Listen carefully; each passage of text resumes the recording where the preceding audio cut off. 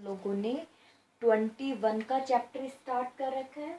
21 का जो चैप्टर है जिसका नेम है इंटेगुमेंट्री सिस्टम ऑफ वुमेन। पीछे के जो वीडियो थे उस पे पर इंटेगुमेंट्री सिस्टम के अंदर से स्किन और स्किन के डेरिवेटिव्स हो जाते हैं। फिर इसको 2 पार्ट्स में डिवाइड किया था, स्किन को एपिडर्मिस और डर्मिस के अंदर। फिर अपन स्टडी कर रहे थे कि एपिडर्मिस आउटर वाला पार्ट होता है, इसमें ब्लड वेसल सब्सटेंट होती है, और एपिडर्मिस जो होती है उसमें जो 5 लेयर है, ये 5 लेयर मिलकर के किसका फॉर्मेशन करती है, एपिडर्मिस का फॉर्मेशन करती है। इसमें सबसे अंदर वाली लेयर का क्या नाम है, स्ट्रेटम जर्मिनेटिव है, जिसके अंदर न्यू सेल्स का फॉर्मेशन होता रहता है। इसकी सेल्स है वो क्या होती रहती है, डिवाइड होती रहती है। यहाँ पे पिगमेंट सेल प्रेजेंट होती है, और वो जो पिगमेंट जो सेल्स होती है वो किसका सिक्रीशन करती है, मेलेनिन का सिक्रीशन करती है। और मेलेनिन जो होता है वो स्किन कलर के लिए रेस्पॉन्सिबल होता है। ये वाली जो सेल्स होती है ये डर्मिस से रिलेटेड होती है और वहां से न्यूट्रिशन को अब्जॉर्व करती है। अब इसकी ये तो थी सबसे अंदर वाली, अब इससे जस्ट ऊपर वाली जैसे डर्मिस, मान लीजिए अपन ऐसे बताते तो ये हो गया डर्मिस, ये कौन सी होगी, स्ट्रेटम जर्मिनेटम, और स्ट्रेटम जो जर्मिनेटम है उसके अबो यानी अबो द स्ट्रेटम जर्मिनेशन वाली कौन सी है, स्ट्रेटम स्पाइनोसम। तो इसके ऊपर वाली कौन सी हो जाएगी, स्ट्रेटम स्पाइनोसम होती है। जो स्ट्रेटम जो इसकी सेल्स होती है वो पॉलीहेड्रल है, जैसे इसकी सेल्स कैसी बताई थी, कोल्यूमुलर बताई थी, तो इसकी कैसी होती है, पॉलीहेड्रल सेल्स होती है इस वाले पार्ट्स की। पॉलीहेड्रल सेल्स होने के साथ साथ में इसमें ये क्या है कि ये एपिडर्मिस को रिजिडिटी क्या प्रोवाइड करवाती है, रिजिडिटी प्रोवाइड करवाती है, यानी कठोर बनाती है। उसको हार्ड बनाने का काम किसका होता है, स्पाइनोसम का। तो आप ध्यान रखोगे स्पाइनोसम का क्या काम होता है, जो एपिडर्मिस होती है उसको हार्ड या रिजिडिटी, तो आपको 2 ही वर्ड ध्यान में रखने होते हैं। स्ट्रेटम जर्मिनेटिव के ऊपर पाई जाती है, पॉलीहेड्रल टाइप की इसकी सेल्स होती है, और ये क्या प्रोवाइड करवाती है, रिजिडिटी प्रोवाइड करवाती है, हार्डनेस प्रोवाइड करवाती है। फिर देखिए सबसे नीचे की तरफ स्ट्रेटम जर्मिनेटिव, उसके ऊपर स्ट्रेटम स्पाइनोसम, और स्ट्रेटम स्पाइनोसम के ऊपर कौन सी होती है, स्ट्रेटम ग्रेन्युलोसम, यानी ग्रेन्यूल्स। देखिए नाम से पता चल रहा है, जैसे ये हो गई स्ट्रेटम जर्मिनेटिव, इसकी जो सेल्स होती है किस शेप में होती है, कोल्यूमुलर शेप में होती है।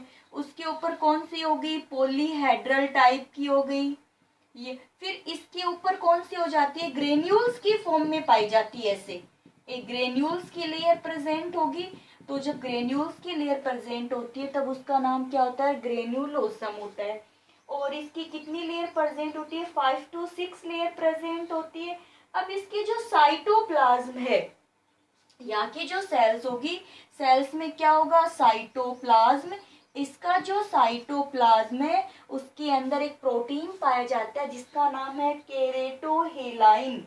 क्या नाम है, केरेटोहेलाइन नामक प्रोटीन प्रेजेंट होता। तो यहाँ से क्वेश्चन पुटअप हो गया कि एपिडर्मिस की कौन सी लेयर में केरेटोहेलाइन नामक प्रोटीन होता है।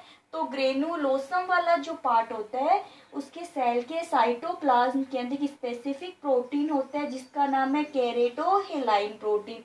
अब देखिए यहाँ पे इसमें क्या क्या है, एक तो है कैरेटीन, ठीक है। कौन कौन से बॉन्ड्स होते हैं, कैरेटीन, प्रोलेफ्रिकिन,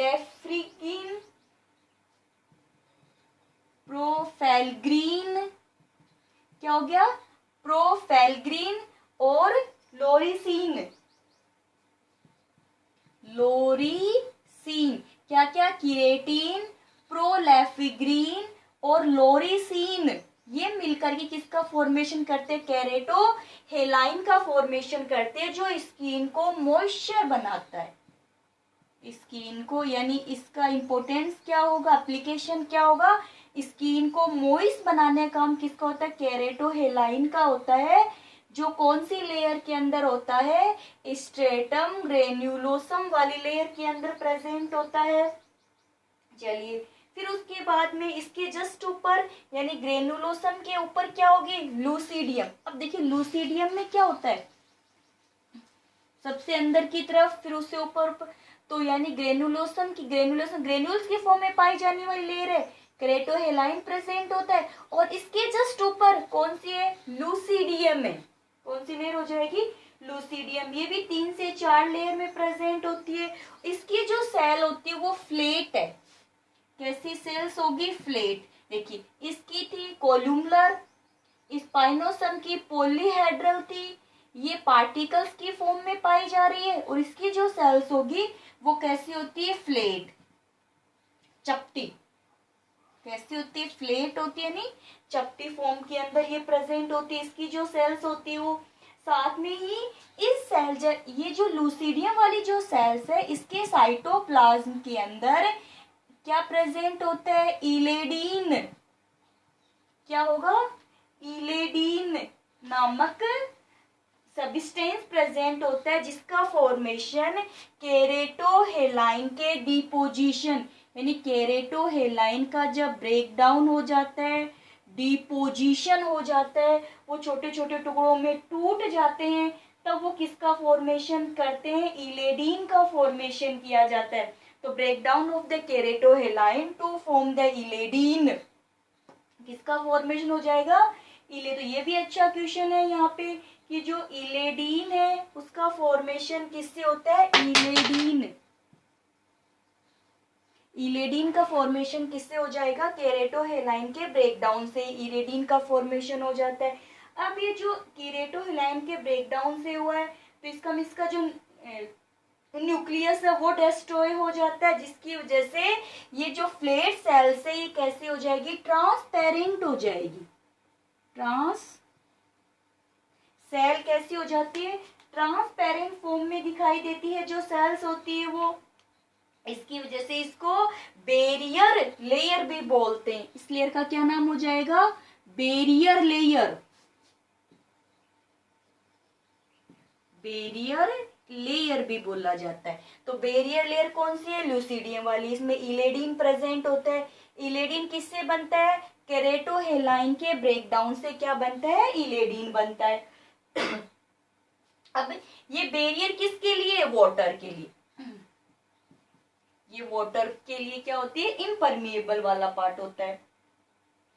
फिर उसके अन्य लूसीडियम के बाद में कौन सी हो जाएगी, इसके ऊपर कौन सी है, स्ट्रेटम कोरेनियम, सबसे बाहर वाली कौन सी है, स्ट्रेटम कोरेनियम वाली जो लेयर होती है, सबसे बाहर वाली जो लेयर होती है। अब ये वाली जो लेयर होगी इसके अंदर आप देखिए फ्लेट होती है, साथ में स्केल, सल्क किस फॉर्म में होती है, ऐसे सल्क की फॉर्म में। इस फॉर्म को क्या बोला जाता है, सल्क बोला जाता है। तो सल्क की फॉर्म में प्रेजेंट होती है। ये नॉन लिविंग वाला पार्ट होता है।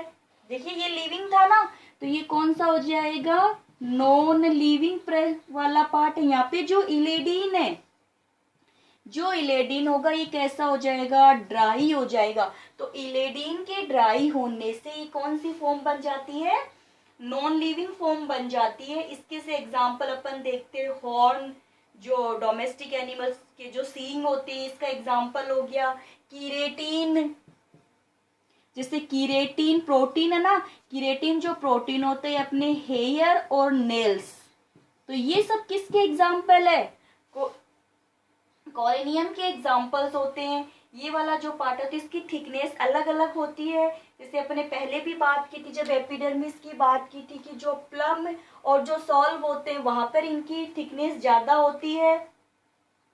फिर अपन ने बता दिया था। अब ये वाला जो पार्ट, जैसे देखिए स्ट्रेटम अपने से नेल्स बढ़ते हैं ना, इंक्रीज होते हैं, फिर उसके अंदर अपने हेयर है वो भी बढ़ते हैं, तो वो किस में आते हैं, कोरेनियम के अंदर आते हैं जो केरेटिन का बना है। तो ये कौन सा पार्ट होता है, अपना नॉन लिविंग पार्ट होता है हमारी बॉडी का।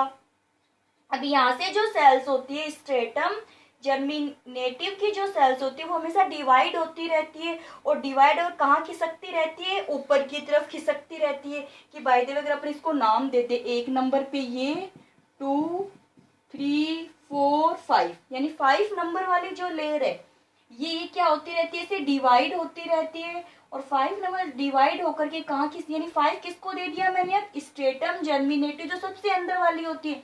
तो अंदर से डिवीजन होगा तो वो कहाँ आएगी, बाहर की तरफ ही निकलती जाएगी। तो जो बाहर की तरफ ही निकलती जाती है, इसके लिए इसकी थिकनेस इंक्रीज होती जाएगी।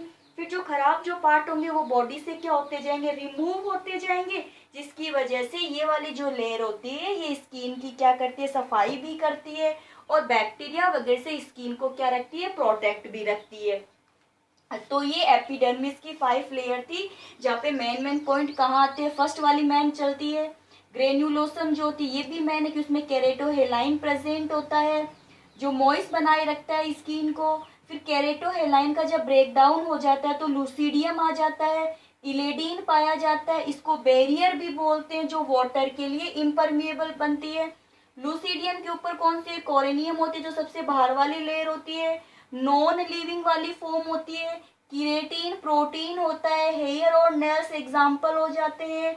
यहाँ पे जो नई सेल्स बनती जाती है तो ये सेल्स ऊपर की तरफ क्या है, खिसकती जाती है, जिससे स्किन की सफाई भी होती रहती है और साथ में बैक्टीरिया से प्रोटेक्शन भी होता रहता है। यहाँ पे एक वर्ड यूज करता है केरेटिनाइजेशन। अच्छा है 1 नंबर के क्वेश्चन के लिए कि केरेटिनाइजेशन, KER केरेटिनाइजेशन। तो केरेटिनाइजेशन का क्या मीन्स हुआ, इसका मीन्स ये होता है कि एपिडर्मिस की जो आउटर सेल्स है वो कैसी है, नॉन लिविंग है, जो किसकी बनी है, कीरेटिन की बनी है। तो उसी को क्या बोलते हैं, केरेटिनाइजेशन बोलते हैं। The formation of non living keratin in the outermost cells, the formation of non-living keratin, non-living keratin form of the outer layer is known as the keratinization। जैसे कॉर्निया वाली केरेटिन होता है, नॉन लिविंग फॉर्म का जो formation होता है तब उसको क्या बोलते हैं, केरेटिनाइजेशन, जो प्रोटेक्शन का काम करते हैं। इसके एग्जाम्पल क्या हो जाएंगे, नेल्स और हेयर। तो क्वेश्चन ऐसे भी हो सकता है कि नेल्स और हेयर के अंदर कौन सा प्रोटीन होता है, तब आप क्या बता दोगे, केरेटिन प्रोटीन्स होते हैं नेल्स और हेयर के अंदर।